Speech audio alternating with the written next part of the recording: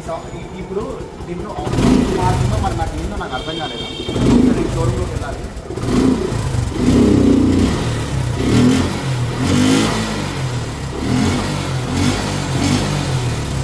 ఒక ఆర్పిఎంకి వెళ్ళిన తర్వాత దానికి ఆప్షన్ అందట్లేదా ఏమవుతుందో నాకు అర్థమవుతుంది. సో మేబీ నేనైతే ఈ రోజైనా రేపన్నా షోరూమ్కి వెళ్ళాల్సింది. అయితే నేను ప్రాబ్లమ్స్ రిజాల్వ్ అయిపోతేమో అనుకున్నా. సో చూద్దాం.